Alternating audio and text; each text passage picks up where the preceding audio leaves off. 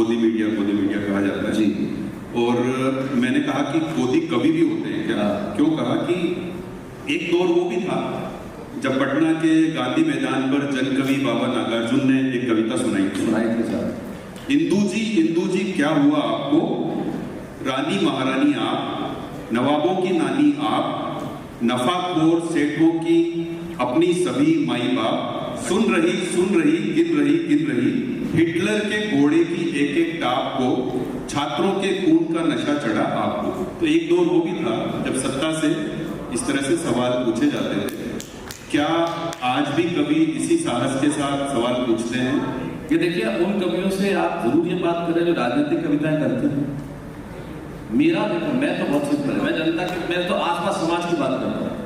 मैं तो शैम्पू के पाउच की कविता लिखता हूँ।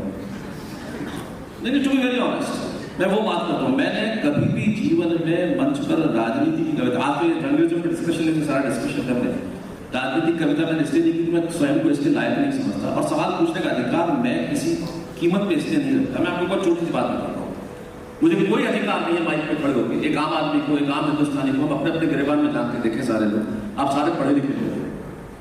हम नेताओं को गालियां देते हैं, राजनीतिक गालियां देते हैं, उन्हें चुन के तो आप नहीं भेजते हैं।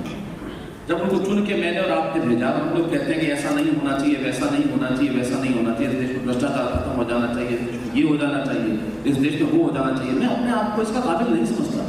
मैं इसके काबिल नहीं समझता कि मैं जब ट्रेन में जाता हूँ, मुझे सीट नहीं मिलती, मैं टीटी को 500 रुपए देकर सो के जाना चाहता हूँ। क्या मैं भ्रष्टाचार के खिलाफ बात करूँ?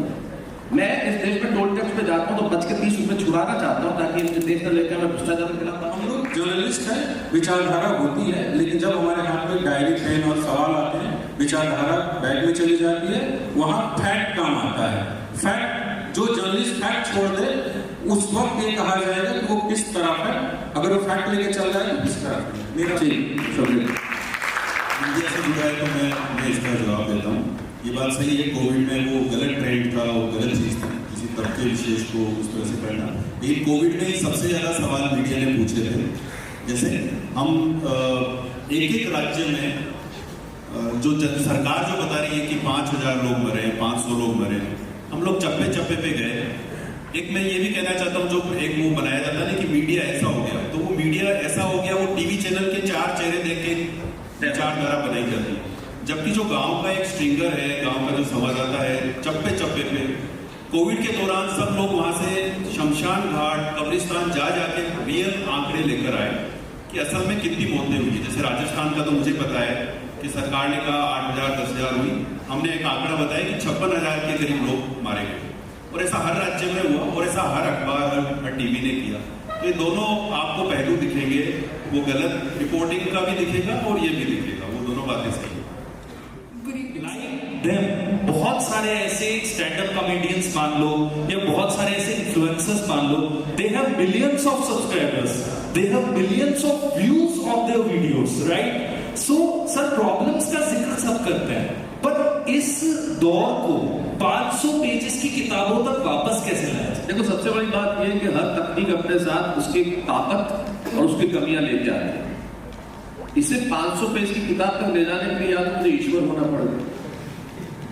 मैं इंसान हूं और मैं उस पीढ़ी का इंसान हूं जिसने ट्रंक कॉल से, एसटीडी से लेते हुए मोबाइल फोन तक देखा, जिसने फैक्स से लेके ईमेल तक देखा, जिसने टेलीविजन से लेके ओटीटी तक देखा। ये परिवर्तन मेरी आंखों के आगे हुए, लेकिन 500 किताबों तक को मैं वापस ले जाऊं, ये मेरे में औकात नहीं है। ये ठीक ऐसा ही है, कोई व्यक्ति कैंसर की 4थी स्टेज पे हो और आप किसी को कहें कि आप इसको कैसे पहली स्टेज तक ले जा सकते हैं।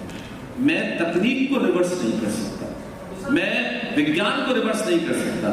मैं माँ बाप से ये विनती कर सकता हूँ, जितने माँ बाप हैं, कि जो छोटे छोटे बच्चे हैं, 2 साल के लिए, 1 साल के, 1.5 साल के जो बच्चे हैं, उनको खाना खिलाने के लिए मोबाइल हाथ में न पकड़ो, उन्हें किताब हाथ में देना शुरू कर दें। अगर माँ बाप देना शुरू कर देंगे तो शायद चीजें बदल जाएंगी। इसका एक समाधान मैं बनाता हूँ छोटा सा, कि क्या होता है कि दौर बदलता है, तरीके बदलते हैं, तकनीक बदलती है। तो आज आप 500 पन्नों की किताब नहीं पढ़ सकते, सबका अपना अपना रीडिंग हैबिट किसी की है, किसी की नहीं है। तो आप जाके यूट्यूब पे किसी क्रेडिबल सोर्स की डॉक्यूमेंट्री देखिए, जैसे इजराइल और गाजा का युद्ध चल रहा था, मैं उसकी जड़ में जानना चाहता था कि इशू क्या है, तो मैंने बहुत सारी डॉक्यूमेंट्रीज देखी। रशिया और यूक्रेन का चल रहा था, तो मैं पुतिन के बारे में जानना चाहता था कि ये कैसी शख्सियत है, तो बीबीसी की, DW की कई सारी मैंने डॉक्यूमेंट्रीज देखी। अब तरीका बदल सकते हैं, माध्यम बदल सकते हैं, पर सर का जो कहना है कि गहराई में जाइए विषय की।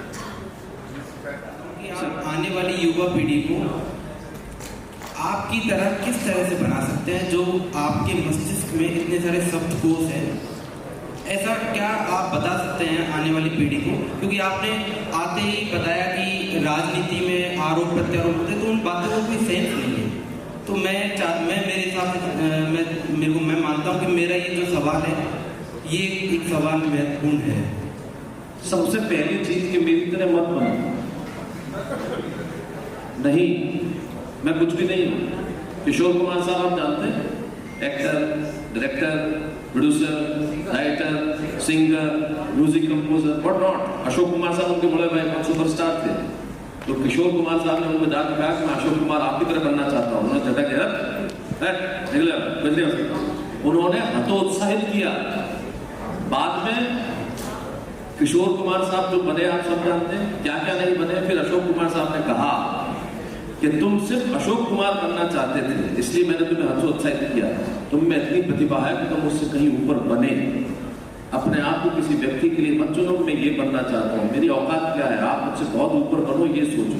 किसी व्यक्ति को अपनी यार्डस्टिक मत करना। आप दुनिया में बहुत कुछ पा सकते हैं और पाएंगे, व्यंग हमेशा से होते रहते। सटायर हमारे समाज की परंपरा नहीं, व्यंग हमेशा हुए और व्यंग होते रहे, लेकिन हमें ये भी पता होना चाहिए कि हमें किस तरह से बात करें। We should know. George Bernard Shaw एक पार्टी में थे, तो आप जानते हैं लेखक मनमौजी निकल गए अपनी पार्टी से, तो उन्होंने ध्यान दिला कि उन्होंने जो सूट पहना था उसकी पैंट में इतना बड़ा छेद। पार्टी में चले गए तो एक संभ्रांत से दिखने वाली महिला उनके सामने आई और कहने लगी उस छेद को देख के, George don't you think your poverty is peeping out. इसका हिंदी अनुवाद ये है कि जॉर्ज तुम्हें क्या नहीं लगता तुम्हारी गरीबी बाहर झांक रही है। जॉर्ज ने बिना कुछ आपा हुए कहा कि madam don't you think your stupidity is peeping इन।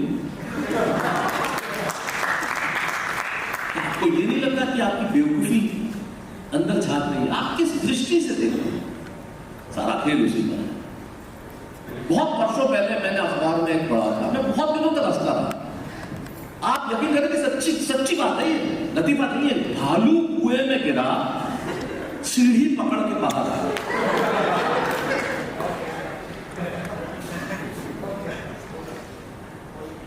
आप धीरे धीरे मेरी तरफ बुला रहे हैं। नहीं,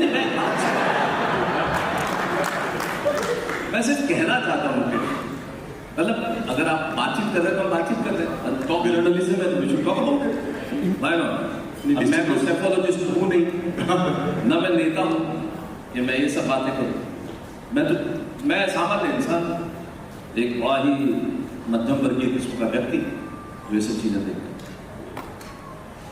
नहीं, निश्चित रूप से सारे क्षेत्रों की तरह मीडिया में भी बहुत हास हुआ है, बहुत सारी चीज़ों में गिरावट आई है और डिफेंड करने की कोई जरूरत नहीं है।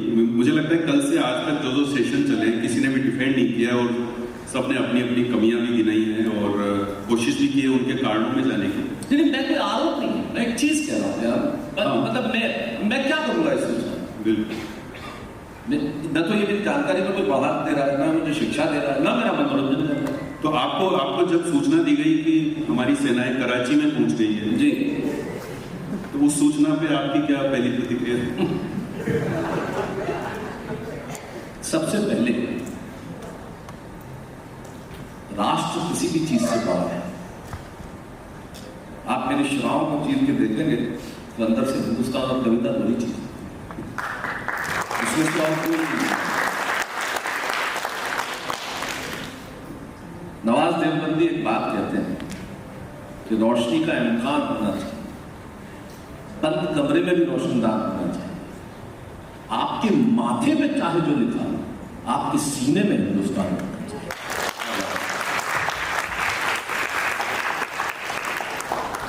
मैं ऐसे टेलीविजन एंकर्स को उनकी राष्ट्रभक्ति का अति उत्साह था। राष्ट्रभक्ति का अति उत्साह, शायद उनके मन में ये भाव था कि ऐसा हो,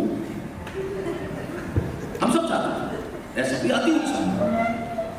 अब आप ये कहते हैं कि ऐसा उन्होंने क्यों किया, वैसा किया, वैसा किया, हम सारे सवाल कर सकते हैं, लेकिन मुझे लगता है कि अति उत्साह की एक प्रतिक्रिया मात्र है कि जब, लेकिन एक चीज जरूर है, हमें सोचना चाहिए जब भी राष्ट्र के मसले हों, और विशेष करके जब सीमा की बात, जब सेनाओं की बात, जब युद्धकाल की बात, जब युद्ध स्थिति जैसी बात, उस वक्त सब कुछ होना चाहिए, सवाल नहीं होना चाहिए।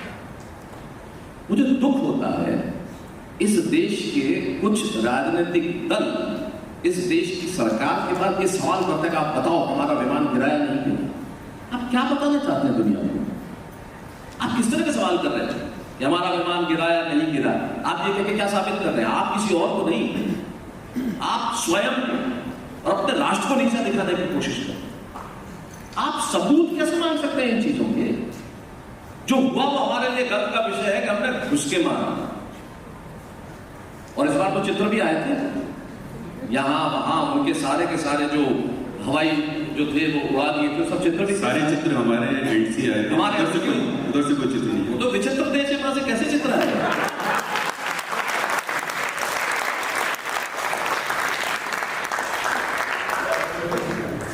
कोई करे तो चित्र आए, हमने तो दिखाया ना, हमने करके दिखाया। लेकिन कल तो ट्रंप ने भी बोला कि 4 विमान गिरे, देश का नाम नहीं लिया किसके गिरे, बट 4 विमान गिरे।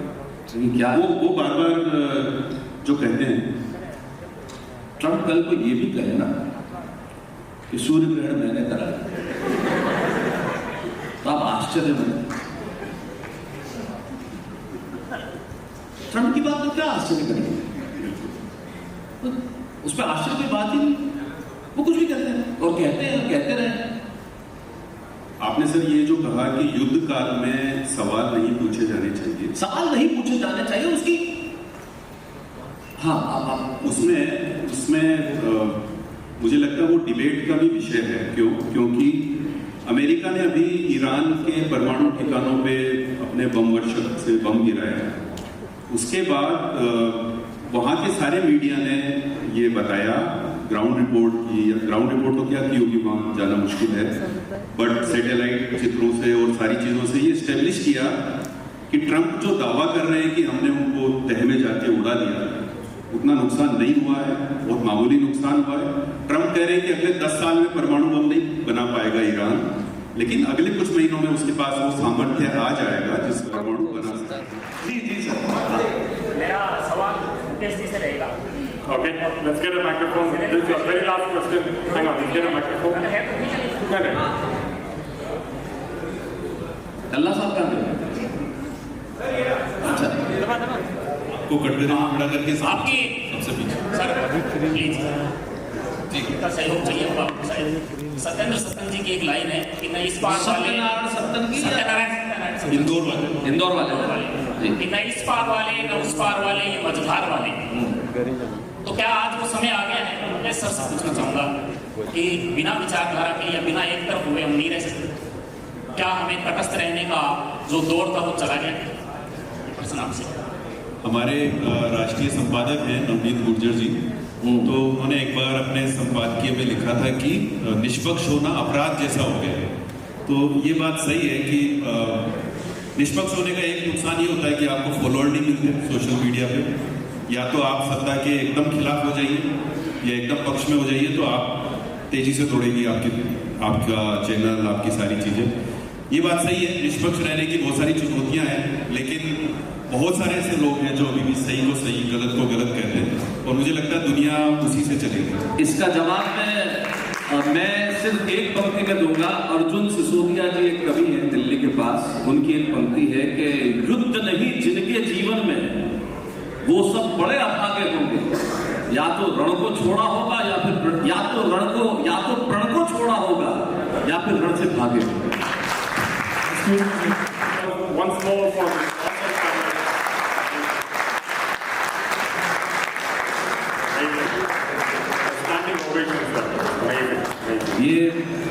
किसी